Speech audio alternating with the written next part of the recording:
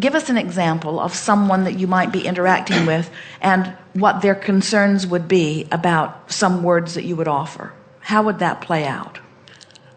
Well, as an example very close to home, my wife bought me Asking and It's Given, and she thought it was a biblically based work. And, it is. Okay. And I loved it. Aren't those words in the Bible? Yes.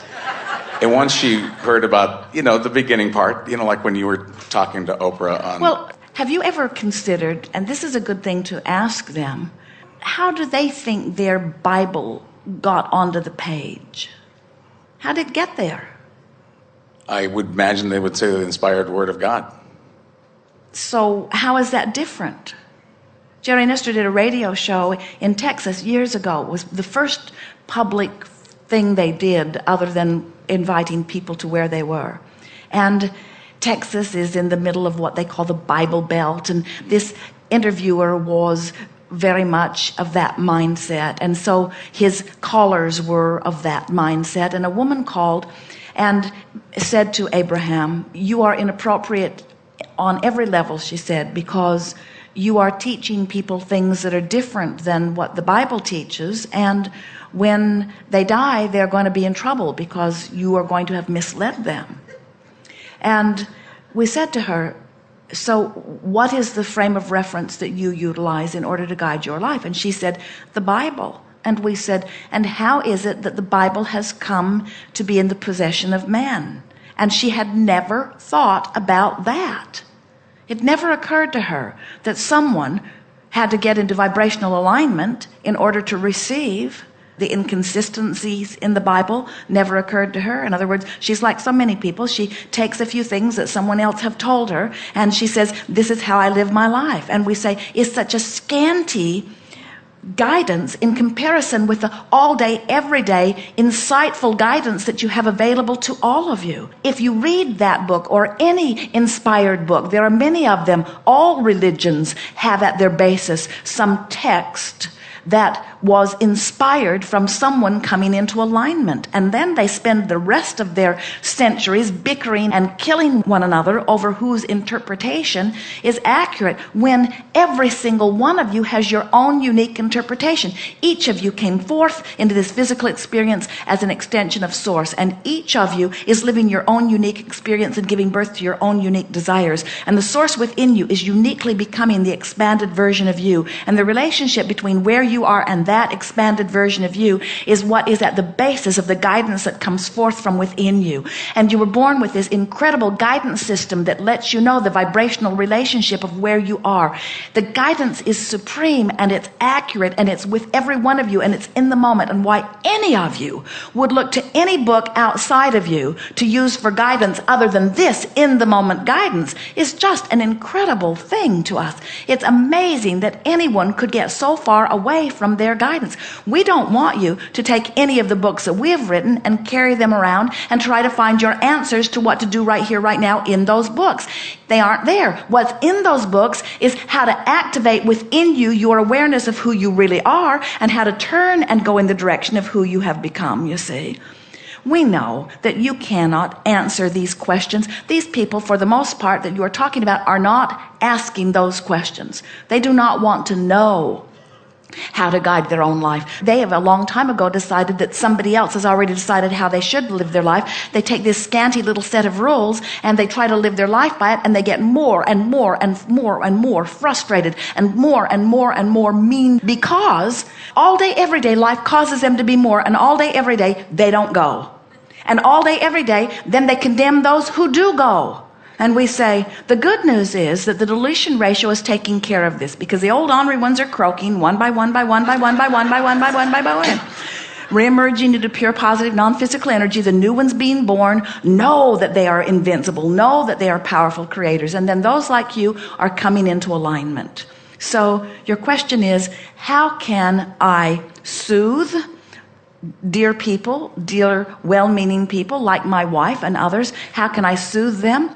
Jerry had the same thing with Esther. He was reading some weird Seth book, and Esther was put off by it. She didn't want it. She said, you can bring it home, but don't bring it in the bedroom. I don't want that weird stuff in there with me while I'm sleeping. Who knows what could happen? Very, very similar.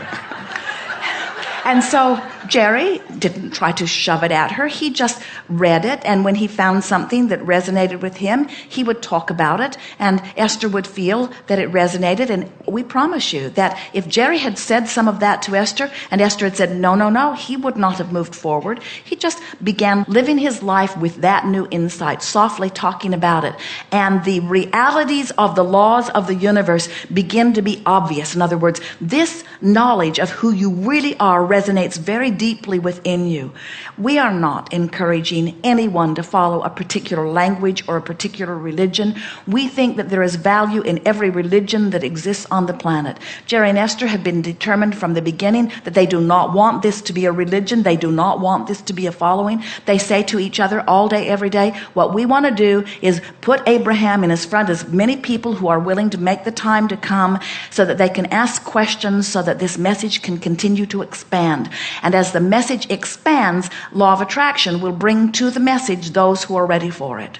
No assertion whatsoever. Assertion isn't possible in an attraction-based universe. When you look at something you want and say yes to it, you attract it. When you look at something you don't want and shout no at it, you attract it. If we were standing in your physical shoes, what we would say to anyone who says, oh, that worries me just a little bit, something you said there makes me feel uncomfortable, we would say to them, then try to look at it in a way that doesn't make you uncomfortable. And they would say, no, you need to say it in a way that doesn't make me uncomfortable. And you say, well, you see, that makes me uncomfortable. And I got to tell you, if it's me being uncomfortable or you being uncomfortable, I choose you. Don't you think that's remarkable? Now they'd say, oh, well, since you've made me uncomfortable, then I won't play with you. And you would say, because I'm comfortable in something you're not comfortable in, we're not playing anyway. You can't fake it. You cannot offer words that are different from the vibration. And once you come into knowledge of who you are, you can't go back. You can't become less than the being that you have become, you see.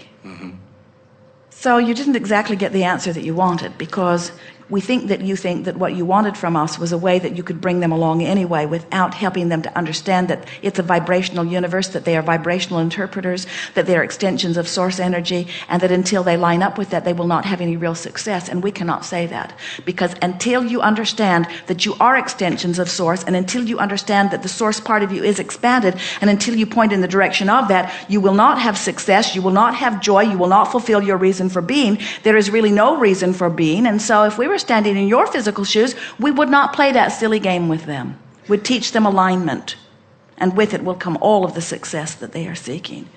And then you could point out to them, have you ever wondered why some prayers are answered and some aren't? You ever wondered why God seems so arbitrary? Well, the answer is everyone gets to ask and everyone is answered.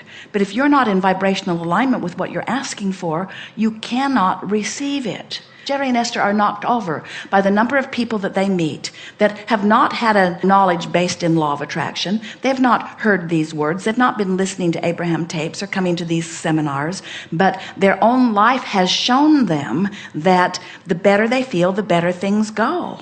And so this is a very simple thing to understand. Don't make it a war against anything. That never works. Just be who you are. And here's another thing that is really helpful.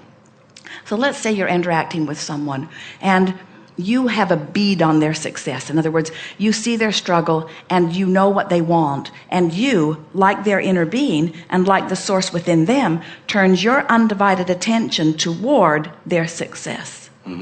Not toward where they are. You're only looking at where they're going. You're only looking at what they want. And you're looking at it and you're feeling so good about their success that you're just emanating that feeling. And now they're interacting with you. And your attitude toward them, because you see where they're going, you've practiced yourself into that, is this is going to be simple for you, and you are so deserving of it, and I see all kinds of reasons why this will work for you, and there is so much evidence that I see. In other words, you're beating the drum of why it will work for them. Can you feel how you, like Source, only you're like a satellite dish that's beamed it in closer where they can hear it, you're calling them toward their success. And they will feel the momentum of that. They will feel the exhilaration of that. They will feel the rightness.